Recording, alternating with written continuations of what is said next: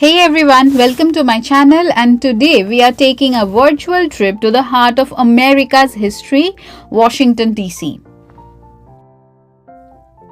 My family and I recently had an amazing adventure exploring this iconic city. And today I'm going to tell you about the trip details, my experience, and all that you need to know if you are traveling with kids to Washington DC. We drove from New Jersey to Washington DC, which took us about 4 hours. With 2 kids to tow, we made a pit stop after 2 hours at the Biden Welcome Center for a break, snacks, and some toilet time. Here are some pro tips for traveling with kids by car. Pack plenty of snacks and drinks to keep everyone happy. Plan breaks every 2 to 3 hours to stretch your legs and let your kids run around. And third, bring a few toys to keep them engaged.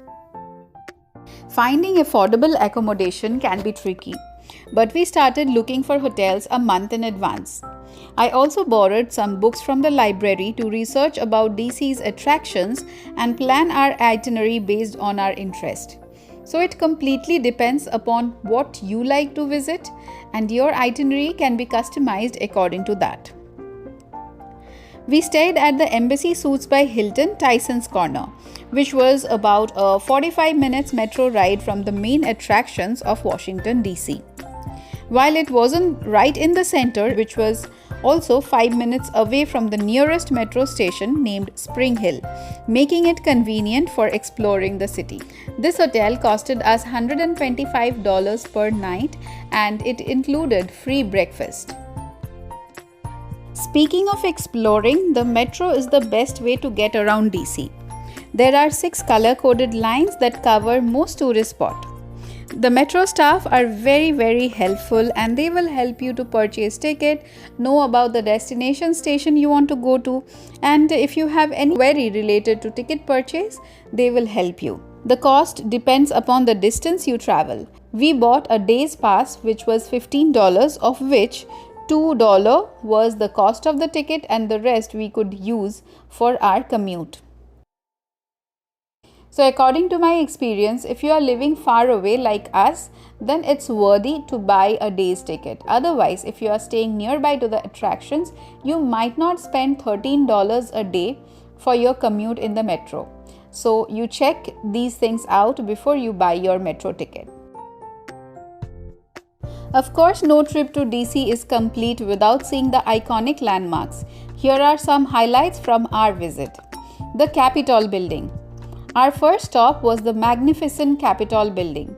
It's free to visit, but you need to book a timed entry tour.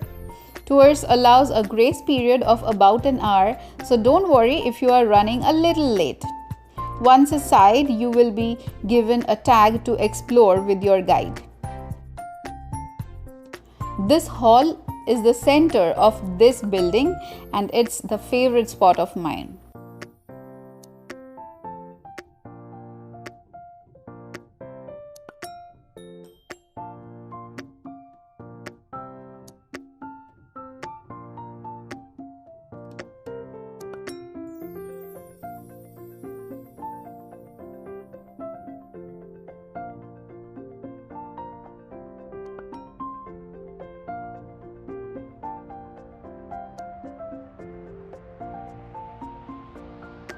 The next stop was the Library of Congress.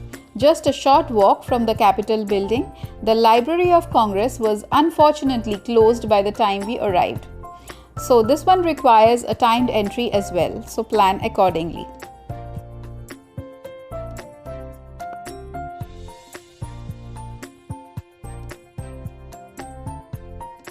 We then went to the White House. We did not have ticket for the tour to the White House. However, you can catch a look of the White House from the outside garden. If you want to tour the White House, you have to book the tickets well in advance, like 3 months ahead of time.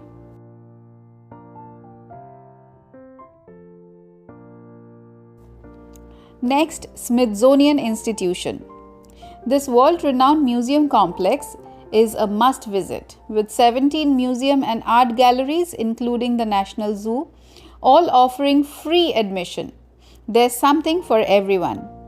Here is a few of our favorites. Smithsonian National Zoo. The kids, and let me be honest, me too, love the zoo.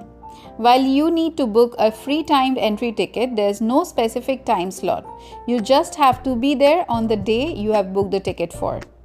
Just be aware that the entry closes an hour before the zoo closes, and the timing of the zoo depends on the season you are visiting there. A handy tip: grab a map and plan your route based on the animals you want to watch the most. The zoo can take a full day to explore, especially if you are an animal lover. We spotted the red panda over there, but the white panda was out of town when we were there. But in the news, we just saw that the white panda has returned again from China, so you might be lucky to catch a glimpse of the panda. The next is the Smithsonian Natural History Museum. This is a must go for all ages, I tell you. With 2 floors packed with artifacts, fossils, gems, and more, it's a fascinating journey through history. There's a cafeteria inside, but be prepared for long queues. Outside the museum, you'll find plenty of food trucks and ice cream vendors to satisfy your craving.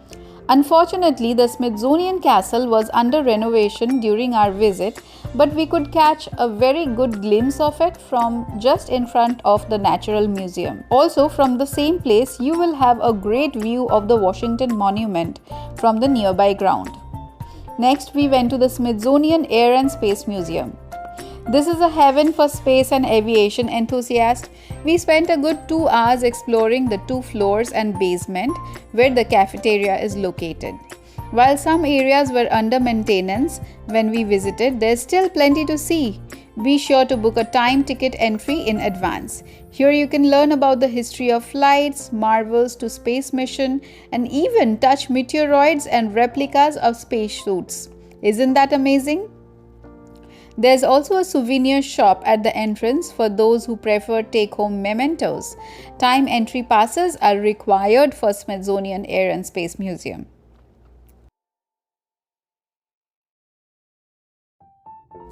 If you are someone who is looking for a hidden gem and want to explore something more than monuments and historical places, there is something for you in Washington, D.C., and that's Georgetown. If you need a break from museums and monuments, Georgetown offers a refreshing change of pace. This charming and affluent town along the Potomac River isn't accessible by metro, so you will need a car or taxi. But trust me, it's worth it. Here you'll find a vibrant atmosphere with lots of restaurants, shops, and a beautiful riverfront boardwalk.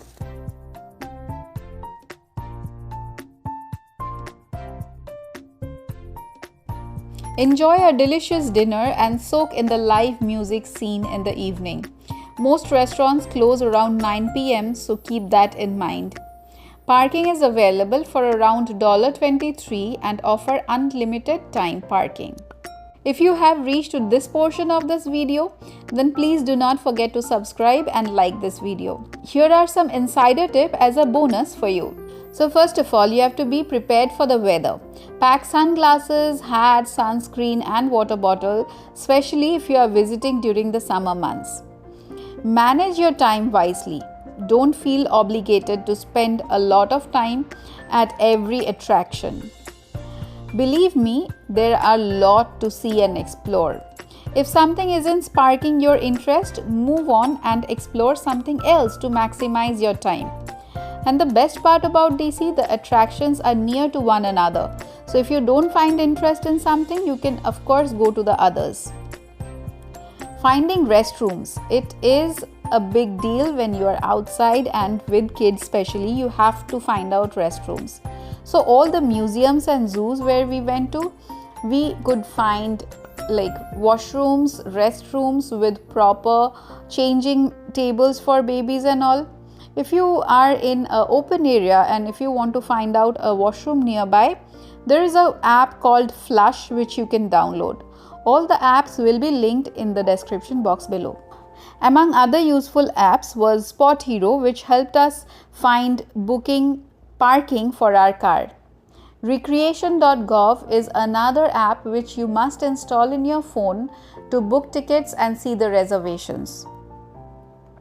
Another thing which is most important, that whatever tickets you are booking, take a printout and carry that along with you, because it is said on most of the websites that your internet connection might not work at their site.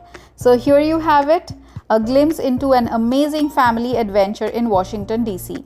I hope you enjoyed this travel guide and find some helpful tips for planning your own DC trip. If you want my itinerary, I will share that in the description box below.